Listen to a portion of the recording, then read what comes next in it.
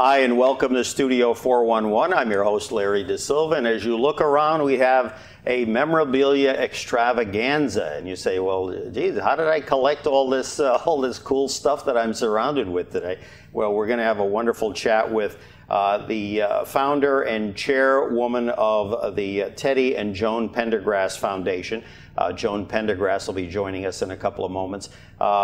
Joan has been kind enough to bring some marvelous memorabilia honoring her late husband, soul and R&B legend Teddy Pendergrass, who passed away back in 2010. We kind of call this show Remembering Teddy Pendergrass. Joan will be joining us shortly to talk about not only the foundation, but again, the short time she spent married to Teddy between roughly 2006 and 2010, and their times together, and share some great memories. And we'll also reminisce with some of the great music and memories he made from the 70s when he was with Harold Melvin and the Blue Notes, to his solo career throughout the 70s, and something that I'll say for after we watch this clip. We're going to open up with a clip of Teddy, kind of telling you a little bit about what he went through, and show you a quick clip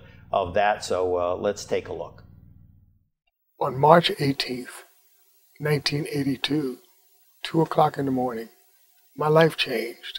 Singer Teddy Pendergrass is in critical condition right now in a Philadelphia hospital. Doctors say the 31-year-old performer has severe injuries to his spinal cord. Teddy has demonstrated that even with a severe spinal cord injury, paralysis of the body in no way trumps the will of the human spirit. I began to understand what my mission in life should be. My spirituality got stronger. My belief got stronger. I needed everything I could to help me muster the power to move forward in my life. Well, now that we know a little bit, for those of you who might not have been as familiar with Teddy and what he went through during his 60 years on this earth, let me bring to the table someone who has graced us by coming in from the Boston area. Again, the founder and chairwoman of the Teddy and Joan Pendergrass Foundation, Joan Pendergrass. Joan, thanks so much for being here today. You're very welcome, Larry. Great to have you. And again, as you're going to see, folks, during the next hour, we've got some great pieces. Also, I want to mention, too, a CD that has been put out posthumously through Joan as well as the foundation.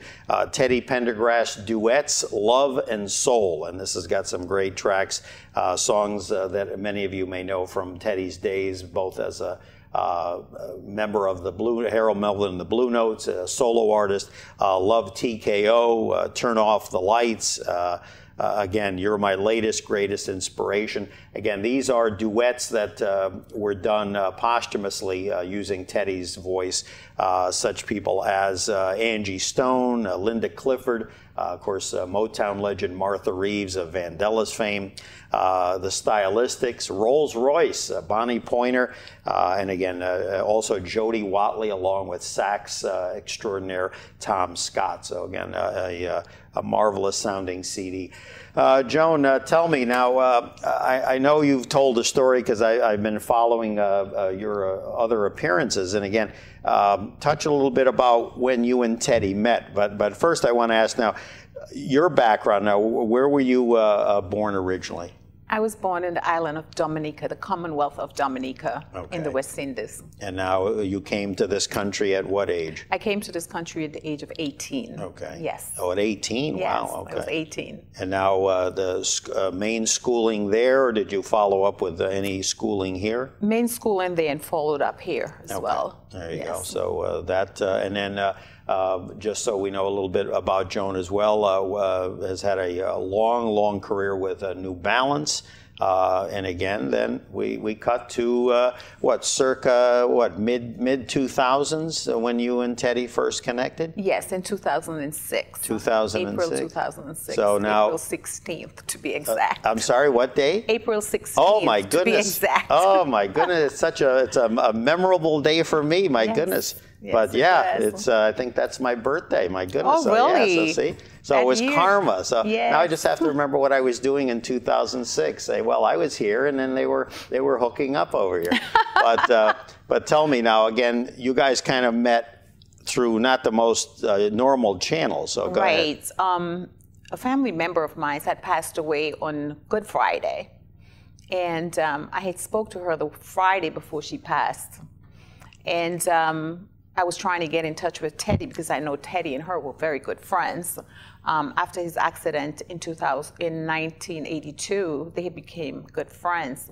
And so I tried to get in touch with him and I couldn't. And I called different numbers in Washington, D.C., and someone in Washington said that the last known place they knew he lived was in Montgomery County. So I called the police department in Montgomery County and I said, do you have Mr. Pendergrass' phone number? And they said, yes, we do, but we can't give it to you. And I said, can you please go and pass, a message? And they said, sure. So they went to his door on Easter Sunday and rang his doorbell and told him this woman was looking for him. And right, when I found you, I didn't call the police, Joan. I used more traditional methods. So he called me around 12 o'clock in the afternoon, and he said, how dare you send the police to my house on Easter Sunday? Made a good impression, didn't you? Yes, and I said to him, you're such a grouch. And I hung up the phone, and about half an hour later, he called me back, and he said, do you have email? And I said, yes, I do. Why? He said, I want to send you something. And I gave him my email address, and he sent me an email, and I still have the email today. It says, while I'm speaking to you, someone is trying to find you, and that person is going to be your long life friend and partner. So he literally took it really serious because, here's this woman looking for him, and here he's getting this email. He went on his computer, and it started from there. We started talking. We spoke that day for a long time. He called me back and forth that day. And by 7 o'clock that night, we were talking to each other like we had known each other for a long time. Just for the viewers, again, Teddy, when he was paralyzed in the accident, he was paralyzed from the waist down, correct? From the chest. But now he did have some mobility with his arms. A little. A little bit. Shoulders, okay, so yeah. but not the arms. Right. Okay. I'm just trying to picture. So when using a computer or a phone, was that all via some device, or was that? There was a device that was strapped around his hand, and it's called a pucker, and he could poke at things. Gotcha. So he could type by poking. So it was kind of a mounted mouse apparatus, for lack of a better term. Yes. Okay. Mm-hmm. Let me just interrupt for a second. We've got a shot here. Again, this is of Harold Melvin in the blue notes, and the gentleman in the light striped jacket there with the other gentleman leaning on him was Teddy. And now here's a photo of you guys back when you were first together. That's the day we got married. Oh, we went really? to church Easter Sunday morning, and that was the photo after. You guys changed outfits about 3 or 4 times that day. That day I changed. I think he didn't change, but I changed into a gown that I had made. As we'll see later, a marvelous looking gown. I gave a teaser earlier, and I just found this out within the last probably couple of hours. I think, to me, this is probably a record, but again, I'll toss it out there anyway, something to be very proud of. In researching Teddy, I found that he was nominated for 4 Grammy Awards, and again, if someone's got him beat, it's got to be somebody like a Barbra Streisand or somebody like that in terms of nominated for Best Male R&B Vocal Performance, but nominated in 3 different decades, 1970s, 1980s, and a final nomination in 1994. So quite an achievement for someone that obviously had their career derailed for a time. What amazed me about him, and I know some of this too, is you weren't around at that time, but I'm just amazed that when he did have the accident in '82, that really for that time, in a year or less, he really got kind of back into the business. You would have thought, especially 30 some years ago, that someone would have been probably laid up for 2 or 3 years. So I think that's, highly commendable. I mean, I can't even imagine. He was a very strong individual, very strong personality, very, if Teddy wanted to do something, nothing could stop him. Right. And that was the type of person he was. Sure. Yes. We've got a shot here, if we can go to that again, a 45. Now, I'm assuming from what my research tells me, this must have been something from Europe, because it says 3, and I'm going to say it's probably 3 quid or whatever the equivalent, because it certainly wouldn't have been $3. Oh. This is a 45 of their first big hit when he was with Harold Melvin, called If You Don't Know Me By Now. And of course, if you don't know that song by now, then we really have to, we really have to educate people again. But and Teddy is on the bottom there, looking handsome as ever. There you go. There you go. So now, I remember there being something about when you were doing these relatively long-distance conversations. One of your daughters had said, Ma, why don't you go and meet this guy? Well, what happened, I met him on my way. I was going to work in California, and he asked me to stop in and see him when I was coming back to Boston. And I said, sure. So I stopped in and I met with him. So a week after, he called me Saturday morning. He says, I don't feel well. Now, when I met Teddy, he had just undergone throat cancer surgery. Mm-hmm. So he was being fed by a tube. He was, through his stomach, and he was very frail and dark. And he called me that Saturday morning, and he said, if I knew I wasn't going to feel well today, I would have asked you to come down. And I said, really? He said, do you mind asking your girls to drive down with you? And I said, are you kidding? It's a long drive. And my daughter was upstairs, and she heard me. She came, she says, Mommy, do you really want to go? And I said, sure. And she says, can you be at the airport in about an hour and a half? And I said, sure. And I ran upstairs, and I put some jeans in my bag and took my meds. So it wasn't even driving. You drove to the airport. I drove to the airport. She got a ticket for me. And believe it, by 12 o'clock, I was ringing the doorbell. I didn't call him back and tell him I was able to come. You always pull these surprises on him, right? Yes. You're calling the cops and then show up unannounced. Wow. Right. So I rang the doorbell, and then the nurse came to the door, and she said, Teddy, is someone here for you, Joan? And he came with his wheelchair. I heard the wheelchair coming, and he was like, oh my goodness, you made it here and you didn't even tell me. He said, you're keepers. I'm not letting you go anywhere. Wow. So he was surprised that I made it. That's and amazing. I told him I'm going to nurture you back to good health. And got a shot here of Teddy from the classic Jet magazine from back in the day. Teddy talks about being a sex symbol and a single parent. Now, he had 3 children, correct? Yes. Or still does, right? Yes. Teddy Jr. and then a couple of girls. LaDonna and Tish. Tish, Holloway. Yeah. So again, there you go. That's Jet and looking sharp, looking sharp. Joan Pendergrass joining us here for the hour on Studio 411. For more information, TeddyPendergrassOfficial.com for more information. For more stuff about not only the CD, the new CD, Duets, Love and Soul, as well as information on the Teddy and Joan Pendergrass Foundation. I used to think when I would see his albums, and this continued maybe 1 or 2 after the accident, I thought he was wearing a sling. And then I realized that was like a scarf that Yes. I guess that was part of his mantra that he would wear. And so any idea how that came to be? Did he do that in his stage act as well? No. Teddy liked fashion. Yeah. And as you know, Teddy was the first black artist with his own jeans line. We have a jeans here. Yeah, I'm going to have my buddy over there First bring black artist that. Yeah. with his jeans line. So he was kind of transitioned into clothing. We have a lot of photos where he was posing with beautiful suits. He liked colors, colorful shoes. Sure. And so he was moving over into the clothing line. And I'll tell you, had he lived longer, I think that would have been awesome here. I'm just going to take this up for a second. Here's an example, if we can get this on camera. Here's an example of one of Teddy's outfits. Looking sharp here. Look at that. Look at that. Wow. Teddy bear. And the jeans has a little teddy bear on it. Yeah. The pocket has a little teddy bear. That is awesome. The jeans inside. Yes. Terrific. All right. Thank you very much. All right. We'll get back to another of the outfits in a little bit. But all right.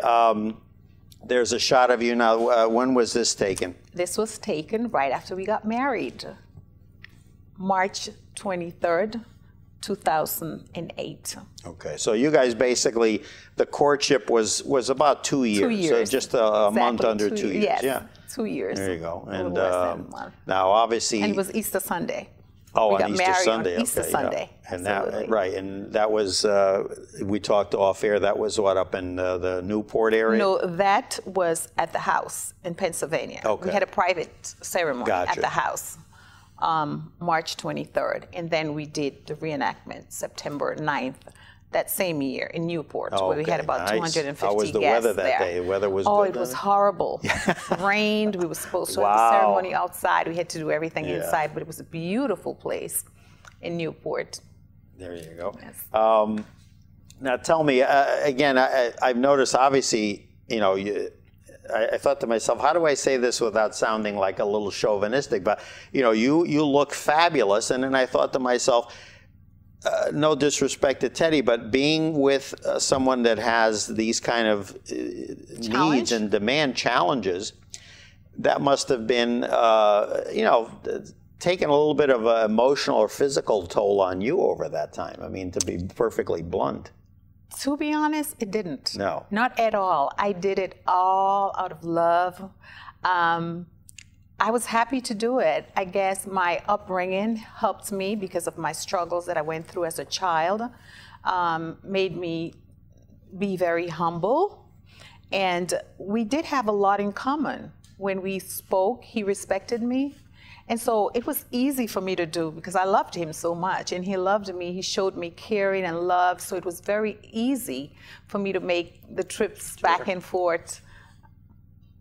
Now, at that point when you met, because the cause that I saw listed was it colon cancer that he passed from, or was it? He passed from respiratory failure. Okay. Because we had gone through the surgery. Okay, and that was a 5th, throat issue. Okay. And so it was he couldn't breathe because I think after the surgery it took a toll on his body.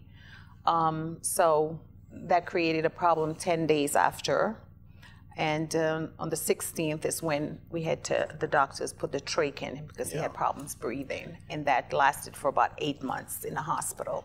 Now, when he kind of came back, I want to say it was around 1984 where he started, and he did Live Aid, just for those who may not remember. Again, Live Aid, I remember seeing the image of, they had, I think it was in Los Angeles, or New York, was it Los Angeles, or was it New York? Yeah, and he was in New York, but I thought they also had in Philly, and then they had in London, because I remember Phil Collins took the Concorde. He was in London, and then he took the Concorde to go to Philly or New York for one of the other New York shots. And Philly, but there's another shot too I want to mention. There's the you know, probably a different scarf, but again, you can see. You see, I model myself. I try to model myself after Teddy. You see, I fall woefully short, but I try. That's great. But he made an appearance there. But as the years wore on, did he ever say to you that with age or with the challenges that he had, that it became more difficult to sing, because obviously he was not able to use his full diaphragm. body? Yeah. It was a little more difficult, but he did it. Yeah. He sang. He was out in 2002. That's the jacket that he wore in 2002. There was also the play Arms Are Too Short to Box with God in New York. And he did that with Stephanie Mills. Yeah. He also, I think he went on a tour for a short while. I won't mention the name of the person who sponsored him. Oh, okay.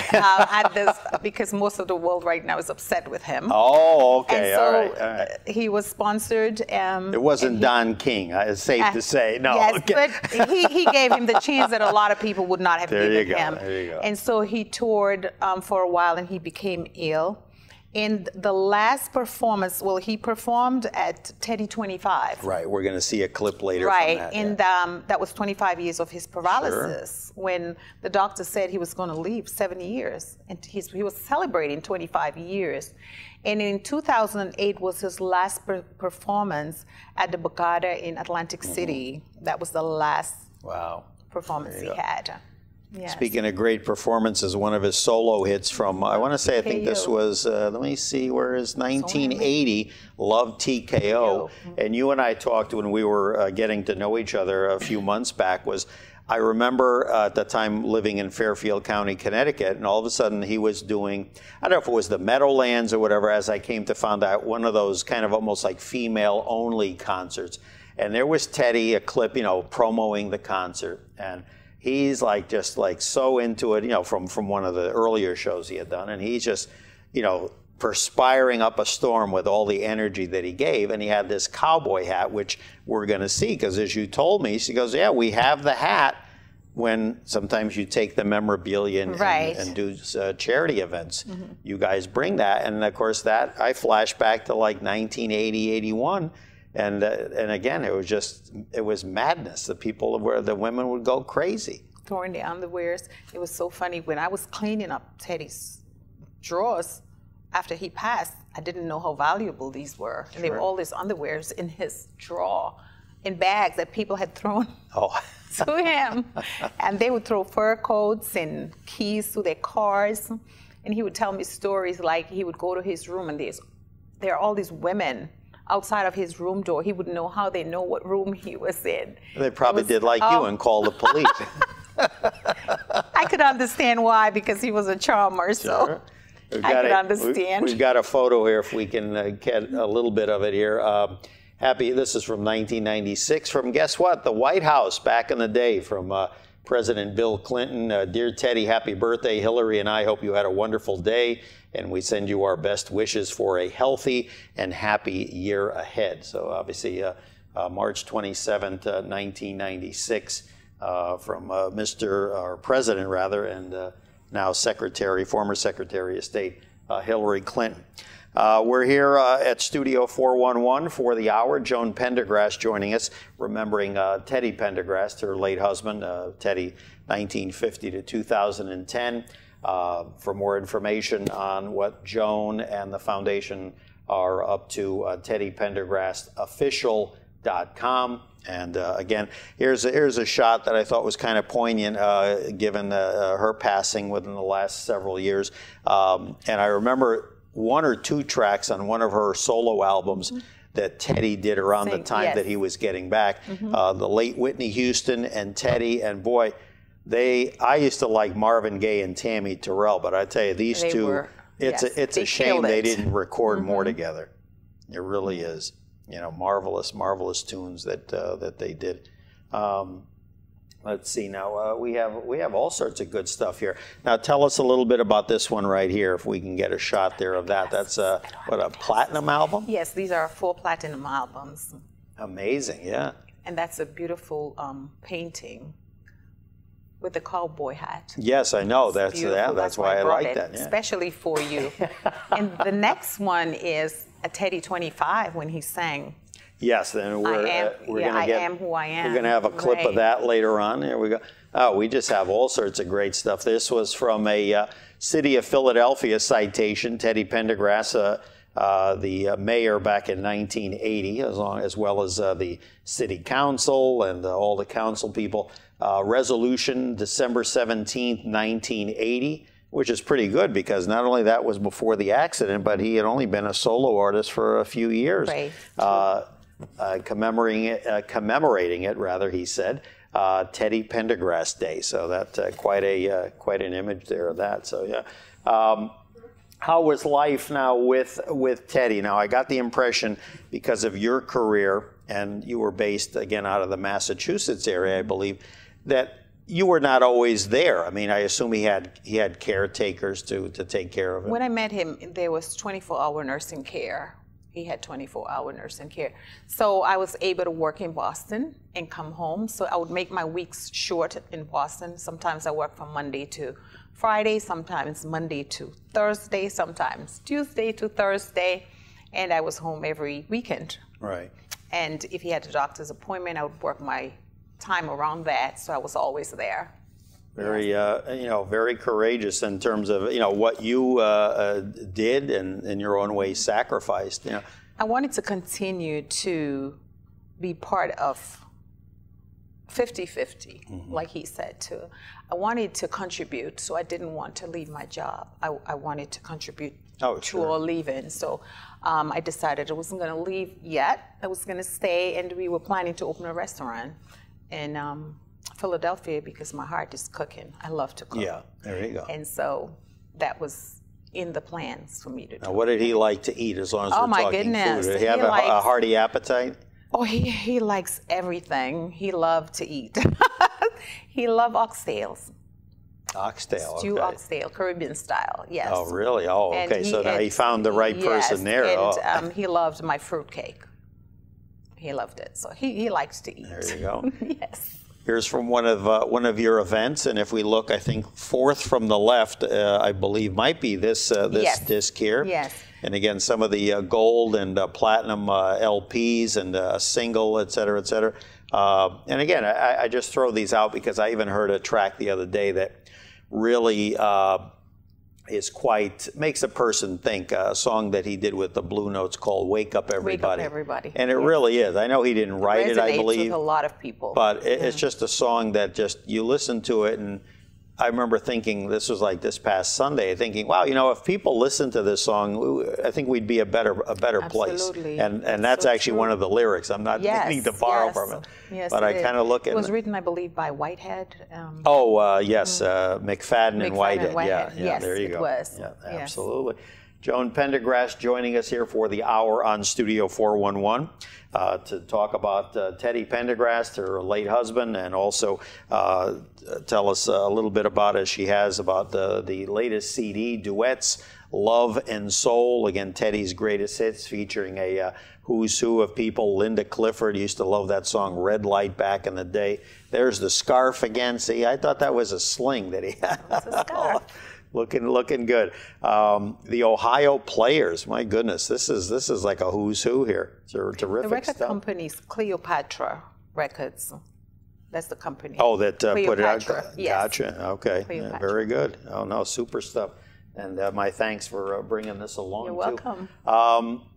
Let's talk a little bit about the foundation. Now, you and Teddy actually had it in the works, if not already started, before he passed? Well, no. When Teddy passed, there was the Teddy Pendergrass Alliance. Gotcha. But after Teddy passed, while he was here, the year that he left us, he was working with Temple University in the city of Pennsylvania to have a Teddy Pendergrass Academy built.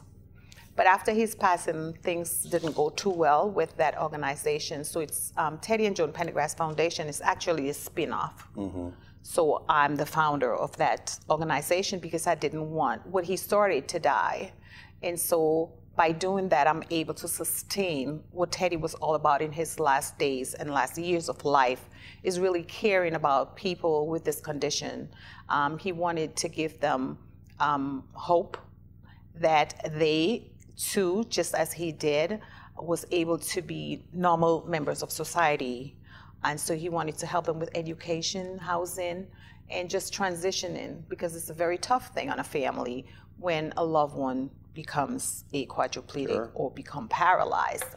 And so I wanted to continue his legacy. At the hospitals, one of the things he told me was, honey, I don't want to be really remembered as the musician, but I want to be remembered as the person who tried to help others. I will always be remembered by my music, but I want you to continue helping those that can't help themselves, and that's my goal, to continue what he started. There you go. So I'm going to get a shot, if we can, of this here. Beautiful painting. Give a shout out. Do you recall who designed that or drew that? I don't remember. No, his okay, name. but that's I don't wonderful. And then yes. you're looking fabulous there between the two states of Teddy, we'll call it. Yeah, yeah. Yes. Very good. Actually, that's on his tombstone. It is. Okay. Yes, that's the picture of his tombstone. We're going to show a clip now. You and I had talked about it off air. It's the one where, what was it, at your wedding reception?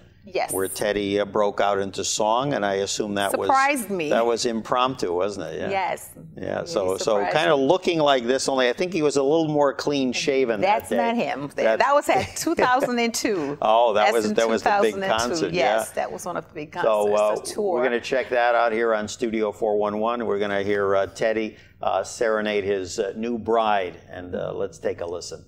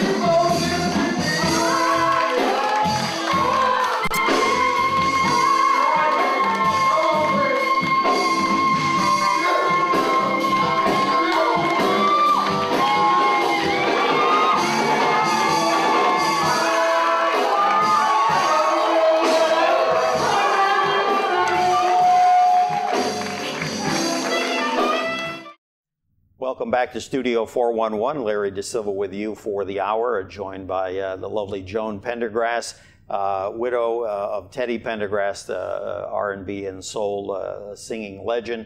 Also Joan, the founder and chairwoman of the Teddy and Joan Pendergrass Foundation. For more information, teddypendergrassofficial.com. One thing I had jotted down probably about 6 weeks ago, and I wanted to tell you, I think I was reading an old magazine. It had something to do with Valentine's Day, whenever it was that this magazine had come out. And there was a quote in there, and I said, oh, I got to jot this down and tell Joan. You know how people are always touting flowers and roses, which are nice, but they last 3 days and then they start to wilt, or you know, you get maybe a teddy bear or a stuffed animal and then somebody loses it or whatever. Well, this quote was, quote, skip the teddy bear and throw on some Teddy Pendergrass. Wow. So I thought that was pretty good. Yeah. That was nice. It wasn't a commercial. It was just something that the person writing the article was basically giving tips on what maybe to buy people or to do for someone, like maybe, you know, take them to dinner, you know, like you said, the way Teddy sounded like he was a romantic at heart. And I thought he has a very calming effect on people. Sure. So if people played more of his kind of music, they would be calmer. They would treat their women better.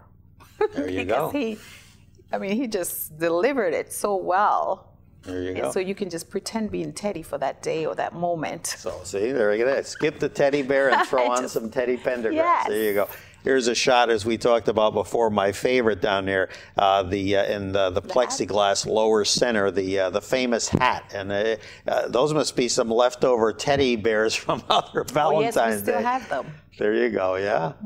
So, and now this on occasion, with the foundation's activities, you bring these out sometimes for at gala events. So we had an exhibition in Philadelphia, October 28th, 2016, which was really well received.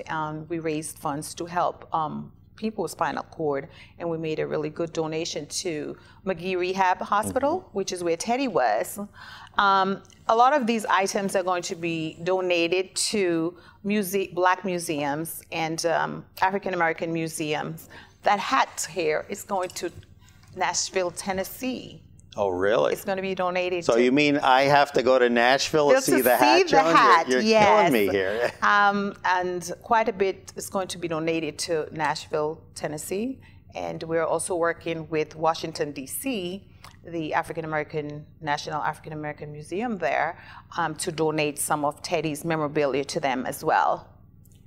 We've got a shot here. Look at, again, it's hard to see. In London. Look at these shoes, okay? Those are some shoes there. Look at that two-tone on the floor there. And that was from a pre-accident concert. Yes. So this was like 1980, 81 probably. That was, I believe, in 82.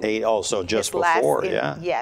Yes, in 82. And just so the folks know, the accident took place, was it in Philadelphia area? It was in Philadelphia, yes, in 1982. Wow. Yes, March 18th.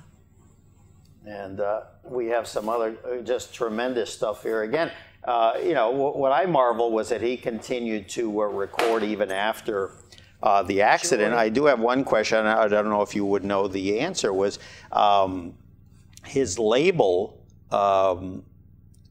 before the accident? I got the impression they kind of dropped him like a hot potato after the accident. Yes, I won't say anything bad about them because his label was Philadelphia International Records. The sound of Philadelphia. And then Elektra picked him up after. Philadelphia International Record has been there through everything that we've gone through.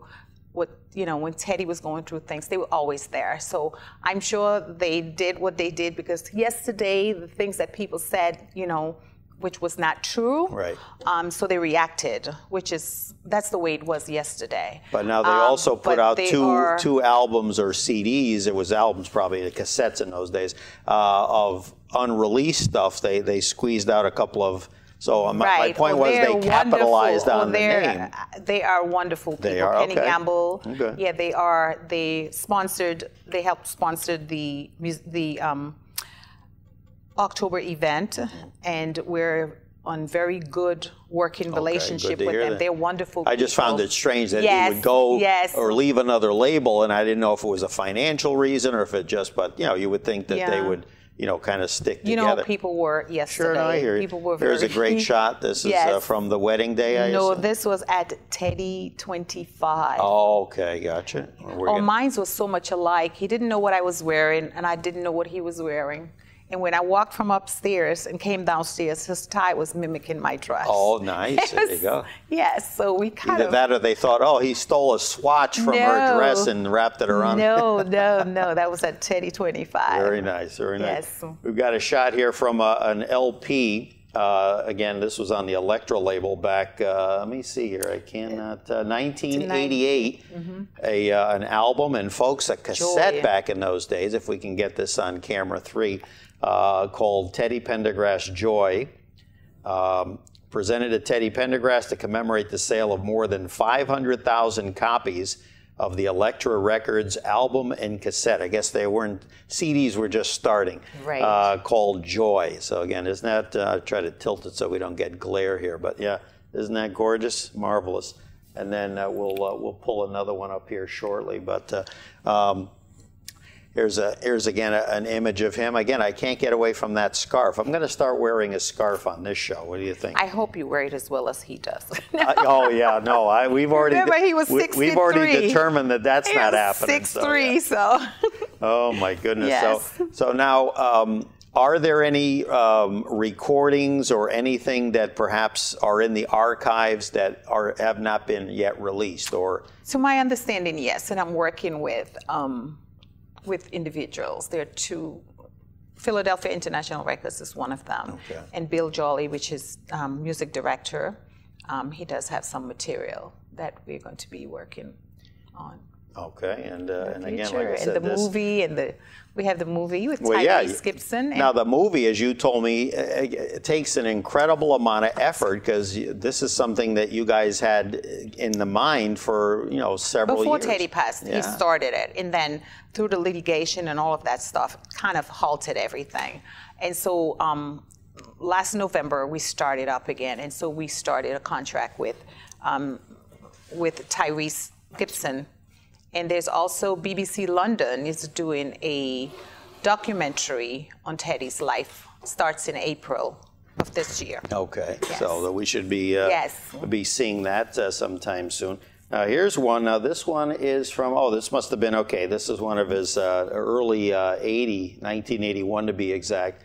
an album called "It's Time for Love." I'm not as familiar with this one here. If we can get a shot of this, presented at Teddy Pendergrass again. Commemorates sales more than 500,000 copies of the Philadelphia International Records long-playing record album. That was it, folks, called "It's Time for Love." I mean, that is just fabulous. You know, we were showing some of the crew. I mean, just to hold one of these, my goodness, that's marvelous. And now, what's quite a bit of them. What's the reception, especially? No pun intended, at the receptions and different things.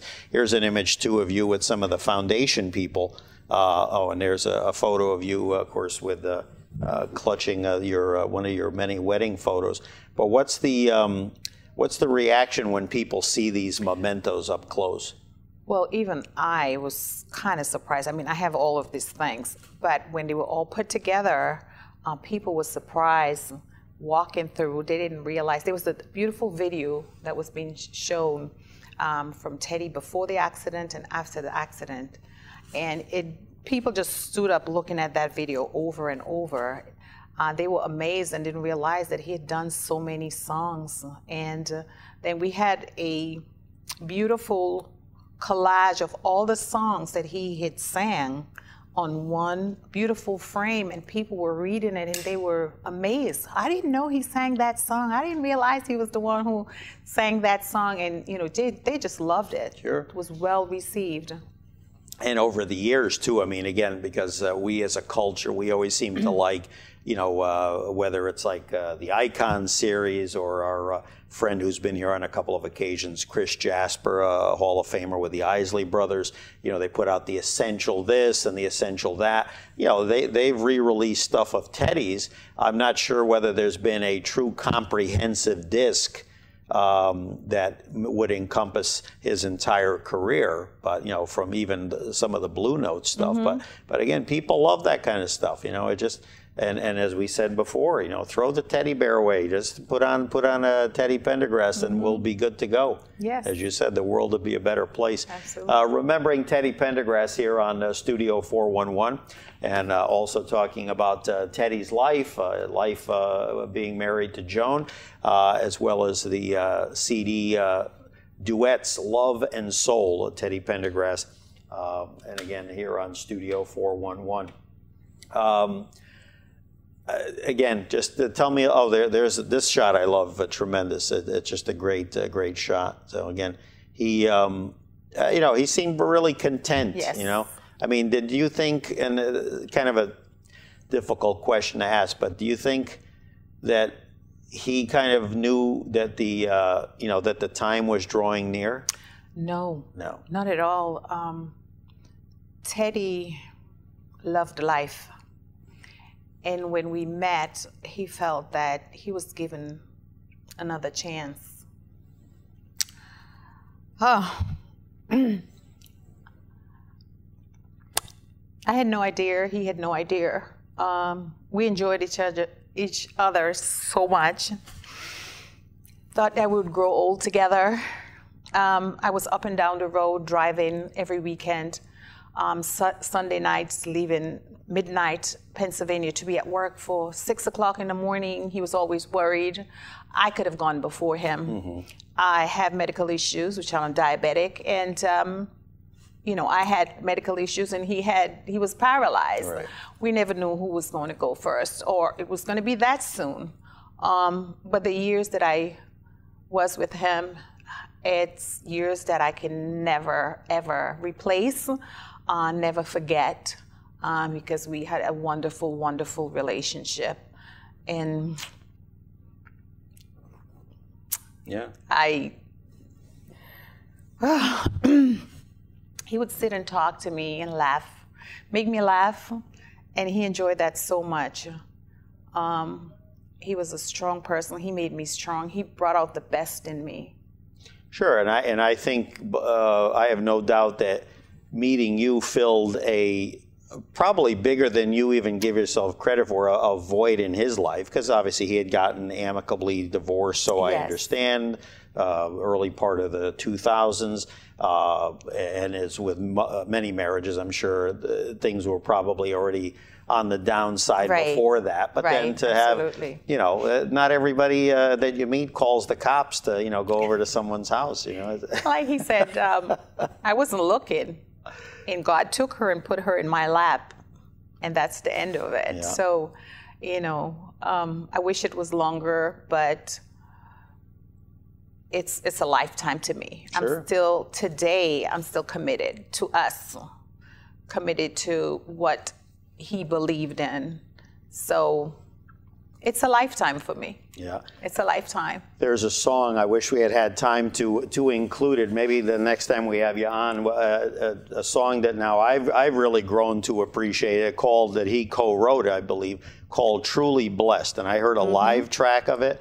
And if we have you back on again for a theme show or whatever, with your permission, we're definitely going to use that track. Because I mean, it's you put a background singers behind them, and it was something else. You know, it really was.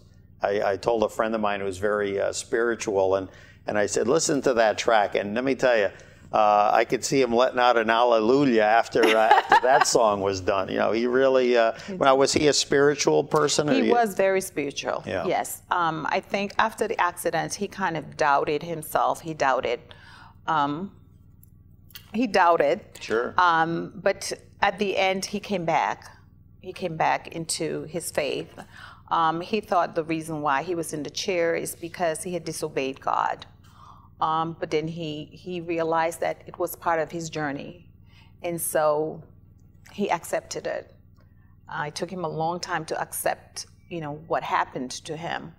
But I believe at the end that he realized Sure. it was meant to be.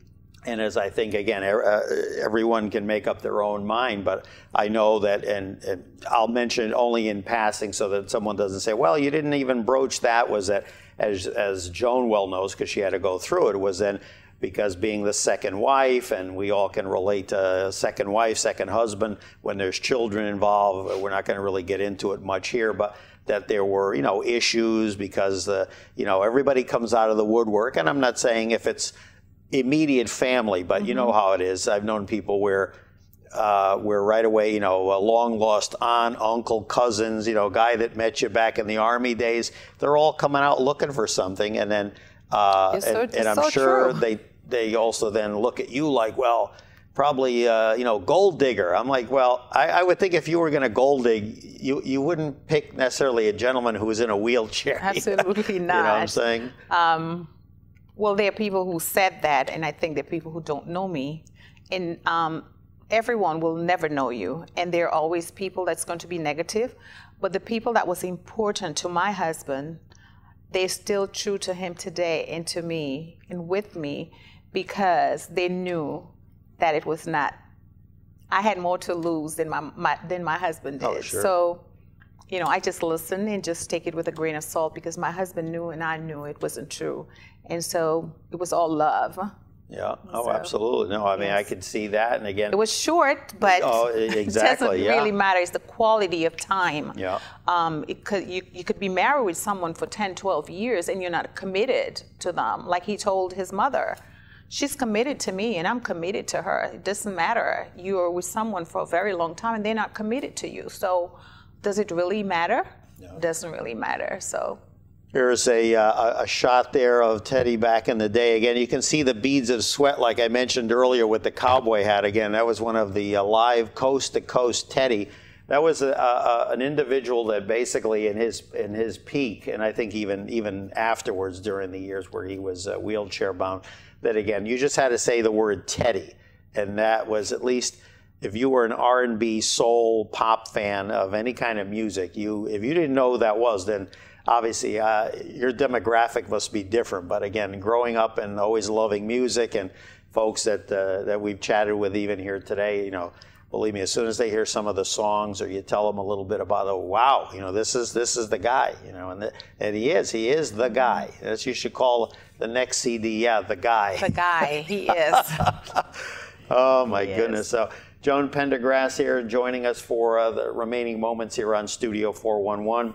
The Teddy and Joan Pendergrass Foundation. For more information, soulful.com. The most recent CD, the Teddy Bears Greatest Hits, as they bill it, featuring Angie Stone. Is that pronounced Shuggy Otis?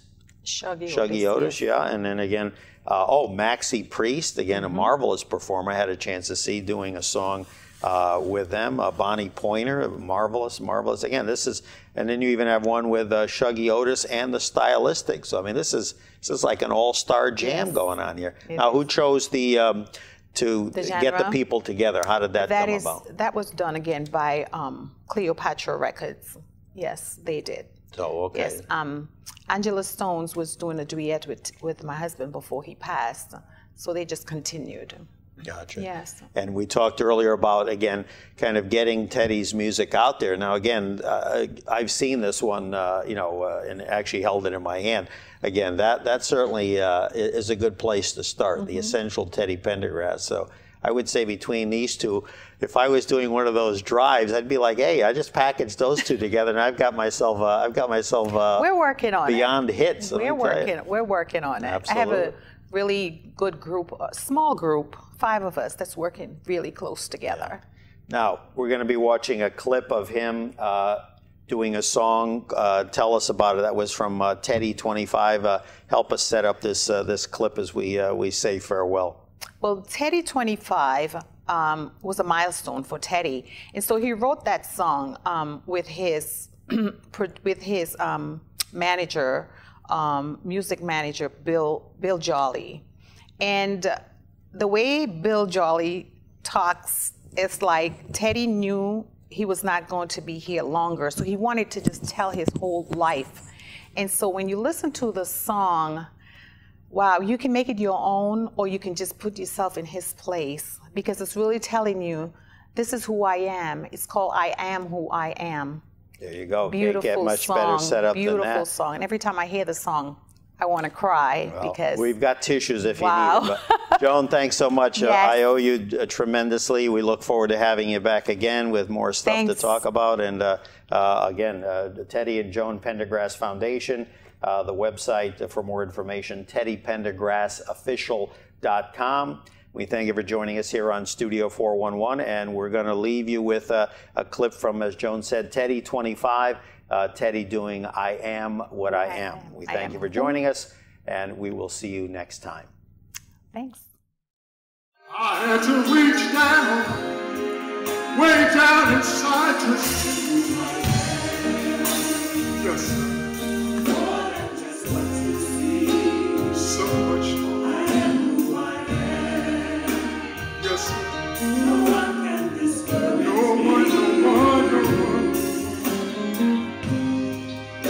See, I am just who I am. And it's all a part of my heart. I sit here, I'm still the same man. I am who I am. Gotta tell you, there are those times when things get really, really rough. So much to lie. I feel just like this.